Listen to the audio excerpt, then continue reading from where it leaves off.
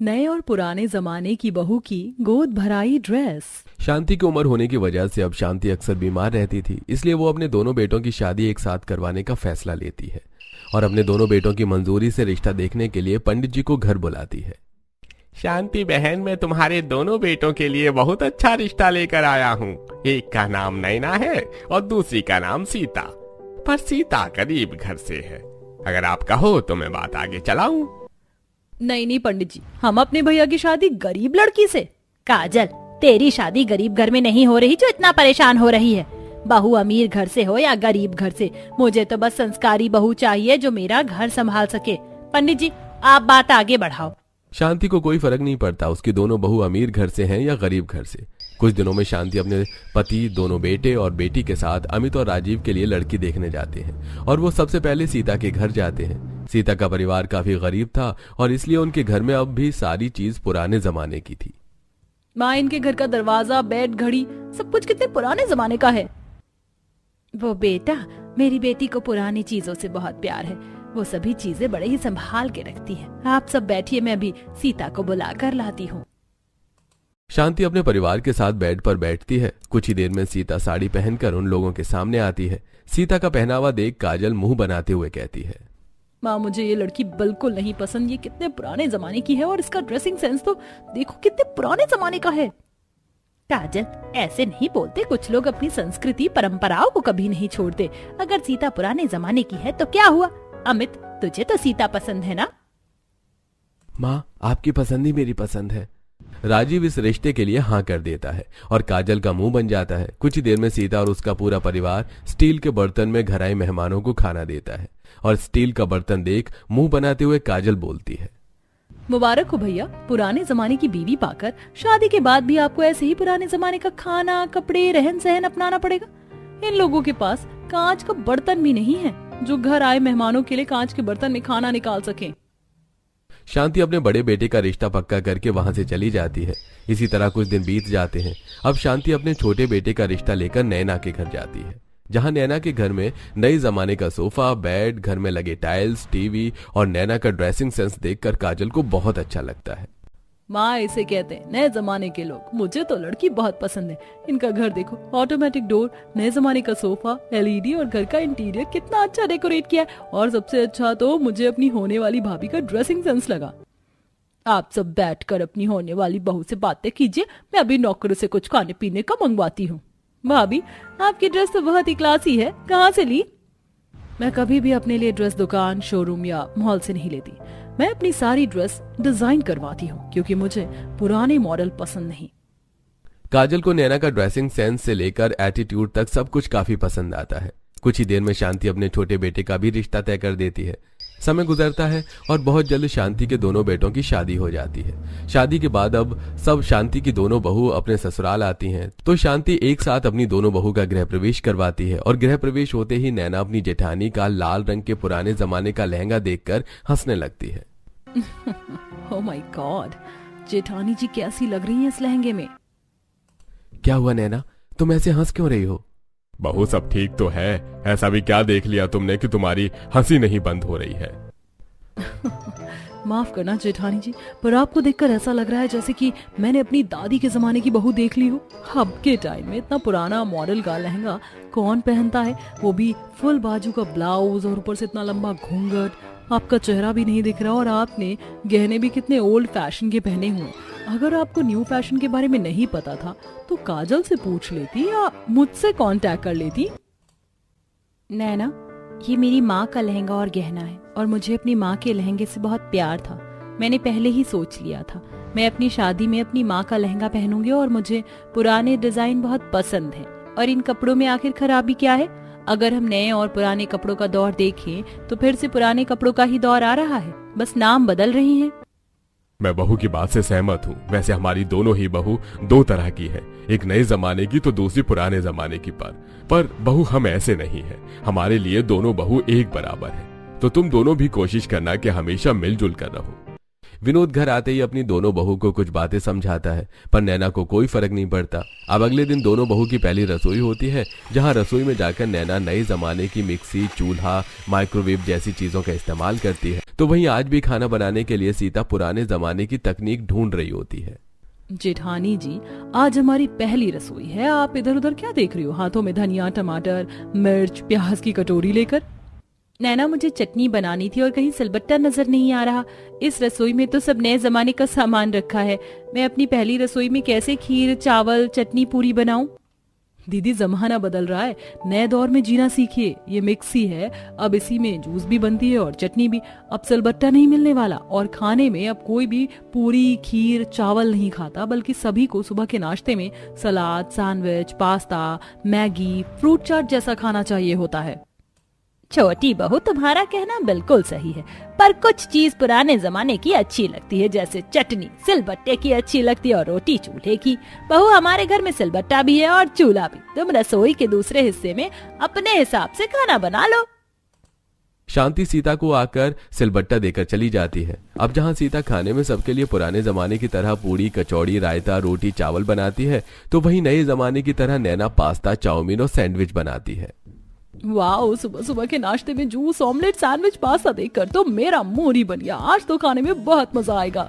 सच में आज का नाश्ता तो काफी नया है। हो ना हो जरूर हमारे नए जमाने की बहू ने बनाया होगा। पर मुझे तो अपनी पुराने जमाने की बहू के हाथ का ही खाना पसंद आ रहा है। ये आस्ता पास्ता अनहेल्दी होता है। घर का देसी घी में बना खाना ही अच्छा है मेरे लिए। मुझे तो लेट हो रहा है। नए जमाने का नाश्ता हो या पुराने जमाने का, जो बनाए मुझे बस जल्दी से वही दे दो। सीता के ससुराल वाले अपनी दोनों बहू के हाथों का खाना खाते हैं। इसी तरह कुछ दिन बीत जाते हैं और एक दिन सीता काफी पुराने डिजाइन की साड़ी पहनकर घर के कामों में लगी होती है। तो वहीं घर के काम करने के लिए नैना अपनी एक अलग ड्रेस निकालती है और अपनी जेठानी की साड़ी देख काम करते हुए जोर जोर से हंसने लगती है। क्या हुआ नैना, तुम इस तरह से क्यों हंस रही हो? हंसू नहीं तो और क्या करूं। 1-2 दिन बाद हमारा रिसेप्शन है। माँ जी की तबीयत ठीक नहीं थी, इसीलिए रिसेप्शन पार्टी को पोस्टपोन किया गया। और इन 1 हफ्तों में भी आपने मुझसे कुछ नहीं सीखा। मुझे समझ नहीं आता आप इतनी पुरानी साड़ी कहाँ से निकालती हैं। जानती भी हैं आपने, ये जो सतरंगी झालर वाली साड़ी पहनी है वो 60 के जमाने में पहनी जाती थी। सच में आप बहुत ही पुराने जमाने की हैं। ऐसा नहीं है, हमारे कॉलेज में कंपटीशन हुआ था, उसमें सभी को पुराने कपड़े पहनने थे, तो मैंने ही ये साड़ी खुद बनाई थी और सभी को काफी पसंद भी आई थी। आपकी जान पहचान वालों को आपकी ड्रेस तो अच्छी लगेगी, आखिर वो भी आपकी तरफ पुराने जमाने की है। जो है, मैं तो कहती हूँ आप अपना हेयर स्टाइल भी पुराने जमाने की हीरोइन की तरह कर लो। घूंघट और सर पर पल्लू रखने से अच्छा है। छोटी भाभी बिल्कुल सही कह रही है। भाभी कुछ सीख लो नैना भाभी से, कहीं ऐसा ना हो रिसेप्शन पार्टी में भी आप इसी तरह गवार बनकर स्टेज पर बैठ जाओ और आपकी वजह से हमारी इंसल्ट हो। तेरे दोस्तों का तो काम ही है मजाक बनाना। अगर किसी ने मेरी बहू के ड्रेसिंग सेंस का मजाक बनाया तो उसे उल्टे पैर वापस भेज दूंगी मैं। बहू, तुझे जो अच्छा लगे तू रिसेप्शन पार्टी में वही पहनना। मैं तो कहती हूँ आज तुम दोनों मेरे साथ चलो, अपनी मर्जी से शॉपिंग करना। माँ जी, आप भूल गई शायद कि मेरी खुद की एक डिजाइनर है जो न्यू लेटेस्ट डिजाइनर ड्रेस बनाती है मेरे लिए। नहीं माँ जी, मुझे भी बाहर से शॉपिंग नहीं करनी। मुझे तो अपने हाथों के बने हुए ही कपड़े अच्छे लगते हैं। मुझे सिलाई आती है, आप बेफिक्र रहो, मैं अपने लिए अच्छी ड्रेस बनाऊंगी। शांति के घर में एक नए जमाने की तो दूसरी पुराने जमाने की बहू थी और उन दोनों का ही खान पान सब कुछ अलग था। इसी तरह 2 दिन बीत जाते हैं और नैना अपने डिजाइनर से अपने लिए कपड़े डिजाइन करवाती है, तो वहीं सीता अपनी साड़ी पर खुद जरी का काम करती है और बनारसी साड़ी तैयार कर देती है। देखते ही देखते रिसेप्शन पार्टी का दिन आ जाता है और जब दोनों बहू तैयार होकर आती हैं तो काजल का मुंह बन जाता है। मुझे पता ही था भाभी, आप आज भी पुराने जमाने की तरह साड़ी और घूंघट में आ जाओगी। अब के जमाने में कौन सीधे पल्ले का साड़ी पहनता है और ऊपर से आपने अपने कमर पर कमरबंद बांध दिया। भैया कुछ तो समझाओ भाभी को। काजल, सीता ने भले ही पुराने जमाने के स्टाइल को अपनाया हो, पर ये स्टाइल कितना यूनिक है, तुम्हें वो नजर नहीं आ रहा? रहने दो काजल, तुम्हारे भैया अपनी बीवी का ही साथ देंगे। तुम मुझे देखकर बताओ, मेरा ये ऑफ शोल्डर गाउन कैसा लग रहा है? आप तो इसमें प्रिंसेस लग रही हो। कुछ ही देर में रिसेप्शन पार्टी शुरू हो जाती है। दोनों ही बहू स्टेज पर होती हैं। घर आए मेहमान एक एक करके दोनों बहू को गिफ्ट देते हैं और उनकी काफी तारीफ करते हैं। शांति, बहू तो तुम बढ़िया नौखी लाई हो, एक नए जमाने की और एक पुराने जमाने की, पर जैसी भी है तुम्हारी दोनों बहू बहुत अच्छी लग रही हैं। बड़ी बहू कितनी संस्कारी, सिंपल और सादगी से भरी, और छोटी बहू इतनी ही मॉडल है। घर आए मेहमानों के मुंह से अपनी दोनों बहू की तारीफ सुनकर शांति को भी काफी अच्छा लगता है। इसी तरह समय गुजरता है और एक घर में नए और पुराने जमाने की बहू का रहन सहन भी अलग रहता है। ऐसे ही एक दिन दोनों बहू कुछ बेडशीट ले रही होती हैं, जिसमें सीता को पुराने जमाने की डिजाइन वाली बेडशीट पसंद आती है, तो वहीं नैना को कुछ भी पसंद नहीं आता। दीदी सच में आपकी पसंद कितनी थर्ड क्लास है। अभी के टाइम पर ऐसी बेडशीट भला कौन लेता है। मैडम, जो सामान जितना पुराना है उसकी कीमत उतनी ही ज्यादा है, पर अपने जमाने के लोग क्या समझेंगे पुराने जमाने की अहमियत। नैना बहू, सीता बहू को अपने कमरे के लिए बेडशीट चाहिए, वो कैसी भी बेडशीट पसंद करे, तुझे उससे क्या मतलब। शांति सीता को उसकी पसंद की बेडशीट दिला देती है और ये देख नैना मुंह टेढ़ा करते हुए घर आती है। समय गुजरता है और एक दिन पता चलता है कि दोनों ही बहू गर्भवती हैं। माँ जी, पापा जी, आज मैं बहुत खुश हूँ। डॉक्टर ने मुझे बोला है कि मैं ज्यादा से ज्यादा आराम करूं। ओह माय गॉड, अब मैं प्रेग्नेंट हूँ, मुझे अपना बहुत ख्याल रखना होगा। राजीव, अब मैं ये सारी ड्रेस नहीं पहनूंगी। मेरी डिजाइनर भी छुट्टी पर गई है, तो मेरे लिए बाहर मार्केट से कुछ लूज फ्रॉक, वन पीस और ड्रेस लेकर आ जाओ, जिसमें मैं कंफर्टेबल फील कर सकूं। बड़ी बहू, तुम भी गर्भवती हो, अगर तुम्हें भी कुछ चाहिए तो बता दो। पापा जी, मैं तो इन साड़ी में ही खुद को कंफर्टेबल फील करती हूँ। सीता अपने लिए कुछ नहीं मंगवाती, पर नैना प्रेगनेंसी में अपने कंफर्ट के हिसाब से गद्दा, तकिया, कपड़े, चप्पल सब कुछ मंगवाती है। समय बीतता है। अब जहां पुराने तौर तरीके के हिसाब से सीता अपना खुद का ख्याल रखती है, तो वहीं नैना समय समय पर डॉक्टर के पास जाती है और दवाइयां लेती है। देखते ही देखते दोनों बहू का 7वां महीना लग जाता है और अब सीता नॉर्मल डिलीवरी के लिए एक्सरसाइज करती है, दूध में घी डालकर पीती है, अपने खान पान का ख्याल रखती है। तो वहीं अब नैना कोई काम नहीं करती और बस पूरा दिन आराम करती है। ऐसे ही एक दिन, नैना, थोड़े से फ्रूट्स खा लो, मैंने दूध में घी डाल दिया है, घी वाला दूध पीने से नॉर्मल डिलीवरी होगी। और अब तुम बैठकर पोछा लगाना शुरू कर दो, मेरी तरह काम करोगी तभी तो नॉर्मल डिलीवरी हो पाएगी। दीदी, आप पुराने जमाने की हैं, मुझे नहीं ऐसे काम करने। मैं अपना और अपने बच्चे की जान को खतरे में नहीं डाल सकती, समझिए आप। नैना भाभी, आप दोनों अपनी बहस यहीं पर खत्म कीजिए, क्योंकि हम लोगों ने एक फैसला लिया है। अगले हफ्ते आप दोनों का 8वां महीना लग जाएगा, इसलिए अगले हफ्ते हमने आप दोनों की गोद भराई का सोचा है। गोद भराई, ये तो बहुत अच्छी बात है भाभी। हम गोद भराई में सब कुछ नए जमाने के हिसाब से करवाएंगे, डेकोरेशन, गाना, संगीत, पार्टी, सब कुछ। और सबसे पहले आपकी गोद भराई की ड्रेस। पर गोद भराई में पार्टी कौन करता है। मैं तो अपनी गोद भराई में सिंपल सी साड़ी पहनूंगी, मुझे तो शांति चाहिए, जैसे पहले के जमाने में होती थी। हाँ बहू, तेरी गोद भराई हम तेरे हिसाब से करेंगे। छोटी बहू को जैसी चाहिए अपनी गोद भराई की, वैसी करने दे। गोद भराई के नाम से सीता और नैना दोनों ही काफी खुश होती हैं। अब जहां सीता अपने लिए सिंपल और हल्की सी साड़ी लाकर उसमें खुद फॉल लगाती है, उसका ब्लाउज बनाती है, तो वहीं नैना गाजल के साथ बड़े बड़े डिजाइनर के पास जाती है और अपनी गोद भराई ड्रेस का ऑर्डर देती है। मुझे अपनी गोद भराई में 3 तरह की ड्रेसेस चाहिए। पहले हैवी गाउन जो मेरे पति के ड्रेस से मैच करेगी। मैं अपने बेबी बम्प के साथ, अपने पति के साथ कपल फोटो चाहती हूँ। और दूसरी ड्रेस मेरा लहंगा बनाना, जो कि मेरी शादी के लहंगे से भी भारी हो, ताकि जब मैं झूले पर बैठूं अपनी गोद भराई के लिए तो सब बस मुझे देखे। और तीसरा बहुत ही मॉडर्न फैशनेबल ड्रेस बनाना, बिपाशा बासु की तरह बिल्कुल नए तरीके का। नैना अपनी गोद भराई की ड्रेस ऑर्डर देकर अब बड़े बड़े मॉल जाती है और वहां से हाई हील्स खरीद कर घर आती है। कुछ दिन में गोद भराई का दिन आ जाता है और उस दिन नैना अपनी आंखों के सामने खड़ी होकर अपने लिए झूला लगवाती है, बलून और फूलों से पूरा घर सजवाती है। तो वहीं सीता एक मुलायम सोफा मंगवाती है। कुछ ही देर में दोनों बहू अपनी गोद भराई की ड्रेस पहनकर नीचे आती हैं और घर आए मेहमान दोनों बहू को देखकर बातें करते हैं। सीता बहू, तुम्हारी देवरानी ने इतना महंगा और हैवी लहंगा पहना अपनी गोद भराई में, और तुमने इतनी साधारण सी साड़ी। आंटी, मेरा 8वां महीना लग चुका है। नए जमाने के लोग बड़ा ही दिखावा करते हैं। दिखावे के चक्कर में मैं अपनी तबीयत खराब नहीं कर सकती, इसलिए मैंने साधारण सोफा मंगवाया है ताकि मुझे थकान ना हो। अरे बहन, अब तुम सब मेरी दोनों बहू की गोद भराई की ड्रेस ही देखती रहोगी और गोद भराई की रस्म भी शुरू करोगी।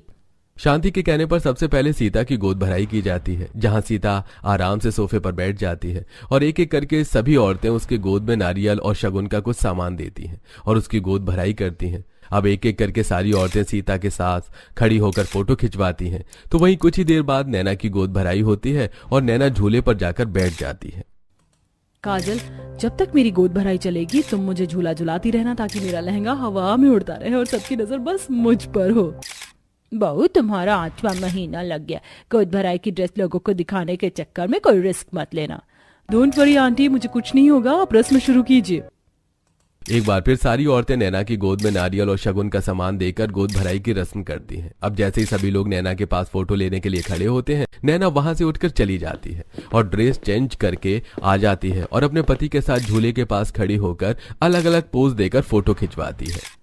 पता नहीं शांति की नए जमाने की बहू ने अपनी गोद भराई के लिए कितनी ड्रेस बनवा रखी है। एक सीता बहू को देखो, कैसे साधारण साड़ी में अपने नाम की तरह नजर आ रही है और चेहरे पर कितनी चमक है। तो वहीं इसे देखो, लहंगा बदल कर गाउन पहन कर आई और कैसे बेशर्म की तरह अपने पति के साथ फोटो ले रही है। कैमरामैन, इस बार हमारी थोड़ी पास से फोटो लेना, जिसमें राजीव मेरे पेट पर हाथ लगाएंगे। नैना अपनी गोद भराई की दूसरी ड्रेस पहनकर अपने पति के साथ काफी सारी फोटोज लेती है और वो थक जाती है, पर वो हार नहीं मानती और फिर से ड्रेस चेंज करके आती है। और इस बार उसकी ड्रेस इतनी मॉडर्न थी कि उसके शरीर का कुछ पार्ट नजर आ रहा होता है और ये देख सभी लोगों की नजरें शर्म से झुक जाती हैं। शांति, आज बहू की गोद भराई है। सीता बहू को देखो, वो साड़ी में कितनी अच्छी लग रही है, और एक नैना बहू को देखो कैसी ड्रेस पहन कर आई है। पापा, आप चिल्ला क्यों रहे हैं? अगर भाभी ने सुन लिया तो उन्हें बुरा लगेगा। और आजकल गोद भराई में लड़कियां ऐसी ही ड्रेस पहनती हैं और बहुत सारी फोटोज लेती हैं। आपको कुछ नहीं पता नए जमाने के बारे में। घर आई सभी मेहमान अब आपस में बातें करने लगते हैं। ये देख सीता नैना के पास जाती है और उसका फोटोशूट रुकवाकर उससे कहती है, नैना, तुम्हारी ये ड्रेस बिल्कुल अच्छी नहीं लग रही। पापा जी को बहुत शर्मिंदगी महसूस करनी पड़ रही है। तुम मेरे साथ अंदर चलो, मेरी कोई साड़ी पहन लो। अभी के टाइम पर गोद भराई में ऐसी ही ड्रेसेस पहनी जाती हैं। मैं आपकी तरह ओल्ड फैशन लेडी नहीं दिखना चाहती। आपको आपकी साड़ी मुबारक हो। नैना अपनी गोद भराई के फंक्शन में काफी ज्यादा थक चुकी थी और 3 बार कपड़े बदलने की वजह से उसे काफी वीकनेस भी फील हो रही थी। अब वो सीता को सुनाकर जैसे ही वहां से जाती है, उसकी ड्रेस उसके पैर में फंस जाती है और वो झूले से टकराकर नीचे गिर जाती है। ये देख राजीव और पूरा परिवार जल्दी से नैना को अस्पताल ले जाते हैं।